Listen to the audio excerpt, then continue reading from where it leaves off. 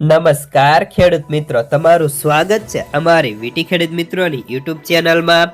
તો મિત્રો, ખાસ કરીને આજના આ વિડીયોની અંદર આપણે તલ બજારની સંપૂર્ણ માહિતી મેળવવાના છીએ, જેમાં અત્યાર સુધી જે ખેડૂતોએ તલનો સંગ્રહ કર્યો છે તેવા ખેડૂતો માટે મળ્યા સૌથી સારા અને મહત્વના સમાચાર, જેમાં તલ બજારમાં સતત સુધારો, હાલ ભાવ હવે વધશે કે ઘટશે, આગામી સમયમાં તલના ભાવ કેટલા ઊંચા જઈ શકે તેની સંપૂર્ણ અપડેટ માટે ખાસ કરીને વિડીયો પૂરો જોજો અને ચેનલમાં નવા હોય તો સબસ્ક્રાઇબ કરી નાખજો।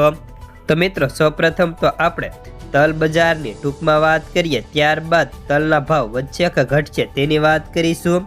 તો તલ બજારની વાત કરીએ તો સફેદ તલની બજારમાં આજે ભાવ પ્રતિ કિલાએ રૂપિયા જેટલો સુધારો હતો, તો કાળા તલના બજાર એવરેજ ટોન જોવા મળ્યો હતો।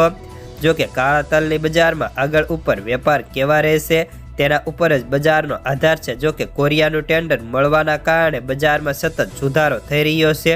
હવે આગામી એકાદ મહિનામાં જો ખરાડ નીકળશે અને વરાપ આવશે તો ફરી નવા તલની પણ આવકો થઈ શકે।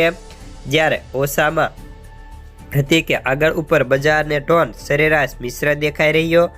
અને ભાવની વાત કરીએ તો ઊંઝામાં છેલ્લા ભાવ પ્રીમિયમ ક્વોલિટીમાં 2300 થી 2425 રૂપિયા સુધી સફેદ તલમાં હતા, જ્યારે ચાલુ ક્વોલિટીમાં 1600 થી 1800 રૂપિયા હતા।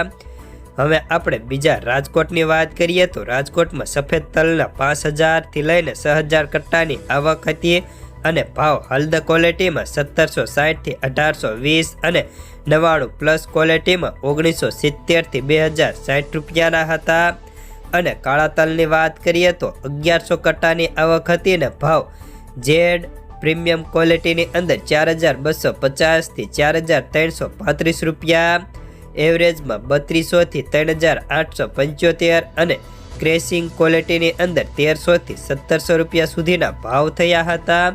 હવે આગામી સમયમાં ભાવ વધશે કે ઘટશે તેની વાત કરીએ તો આગામી સમયમાં અમારી ધારણા પ્રમાણે હાલ નિકાસ વેપારો સારા હોવાના કારણે બજારને ટેકો છે અને હજી પણ બજારમાં થોડો ભાવમાં સુધારો થઈ શકે, જેમાં કાળા તલમાં પ્રતિ કિલાએ 65 રૂપિયા તો સફેદ તલમાં 2 થી 3 રૂપિયા વધી શકે તેવી અમારી ધારણા હતી।